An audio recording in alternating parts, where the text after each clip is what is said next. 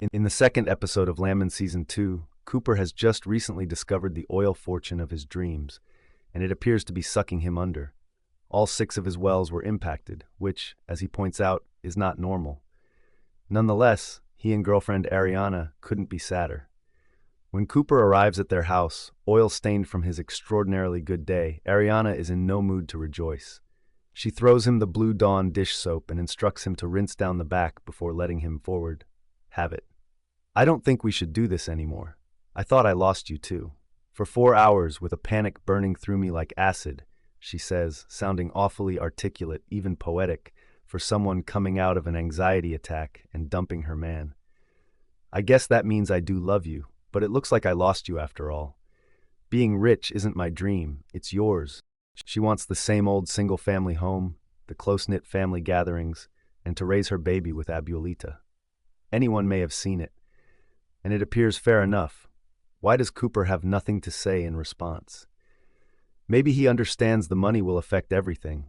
It ruins more families than it saves, as Tommy rightly reminds him later, even if they do everything possible to prevent it. In the fight-or-flight scenario, he could as well be Homer Simpson, blending into the backdrop.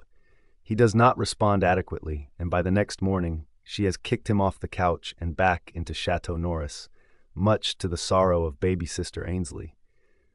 Did she finally see what you look like in daylight? She wonders aloud to her brother, pom-poms in hand as she practices her big TCU football field entrance. Shifting to a more boring, legalese-filled subplot, Mtex Oil finds itself blindsided with a lawsuit from its insurance company, which apparently shelled out a $400 million claim all at once, and directly to the late Monty Miller's, right John Hamm, bank account, where it vanished like Cooper's pride. If this news gets out, the company is, as Tommy would put it, fucked. So he sends his shark counsel, Rebecca Falcone, on a bullshitting mission to stave off the damage. Rebecca is successful in convincing the other party to agree to progress reports on a new well in lieu of litigation. But not before Cammy Miller becomes aware of the litigation and correctly suspects that she is not being told the full story.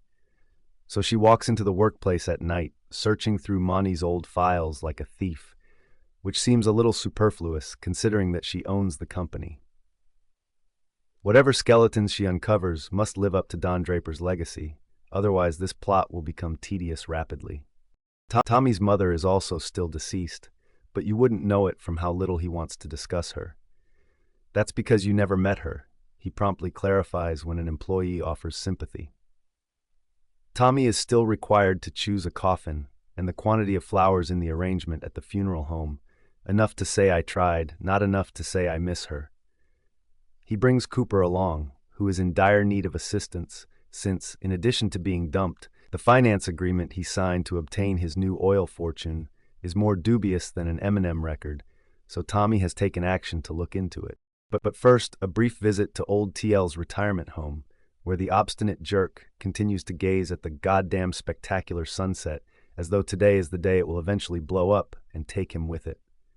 Tommy uses his own vocabulary to set limits with his father when TL criticizes him for not grieving over his mother. We've avoided telling each other the truth for a long time. Let's not begin right now.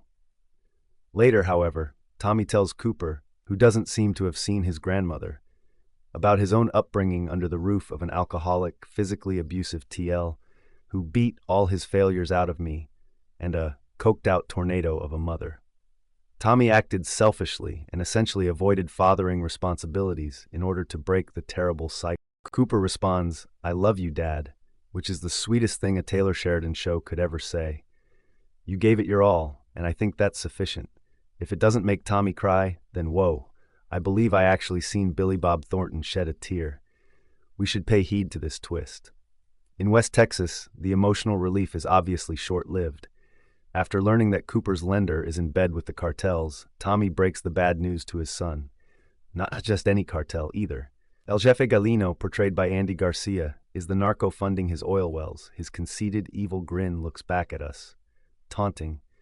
We are aware that there will be another sunset, but we are unsure of who it will fall on. However, it must be really amazing. Thank you for watching. Please, subscribe.